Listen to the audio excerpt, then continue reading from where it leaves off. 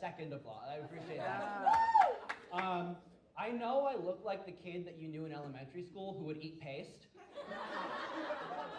And now that's appropriate because I huff glue. So, full circle, really, full circle.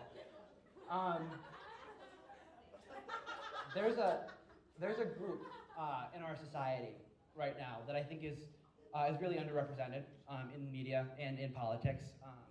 I'm talking, of course, about old white men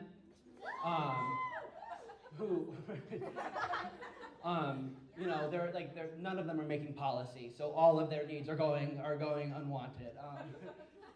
I have been studying old white men for a long time, and I've been able to gather that there are two types of old white men.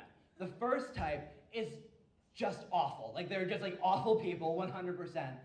Most old white men fit into this category. Like, if most old white men got lost looking for adult diapers in a Wegmans, like, the world would be a better place. Thank you. The second type of old white men, which I aspire to be when I am old, are the ones that are just a little off. Like, there are no old white men who have their shit together. There's always something wrong. Like, I want to be that old white man who always has a tuft of gray chest hair sticking out of my polo shirt. I want to be that old white man who wears flip-flops from February to November. I want to be that old white man who never is 100% sure where his dentures are at any given moment. How was everyone's Thanksgiving? Did everyone have a good Thanksgiving? Great, sweet. Good, I'm glad.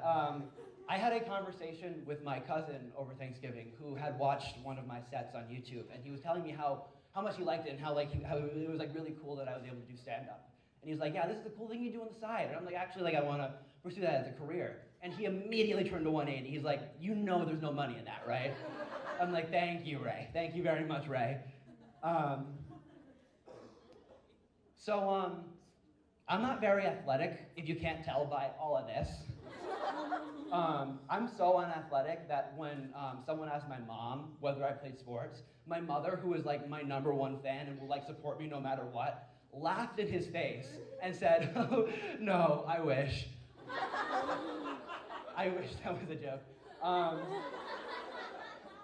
I played Little League Baseball for 7 long years as a child.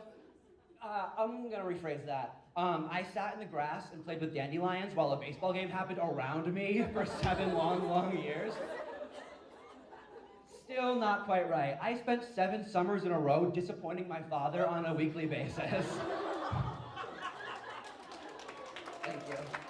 Thank you very much. My dad held out hope for far too long that my baseball career was gonna end up like one of those like inspirational sports movies. Like, let me set the scene. This is what he wanted. It's the big championship game.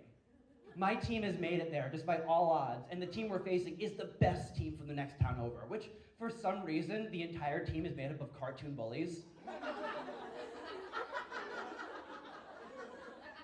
And for whatever reason, this game has real life implications. Like, the only thing that can unify my town is are 12 uncoordinated, sweaty 10-year-old boys who openly pick their nose and use the word gay as an insult. Like, that's what.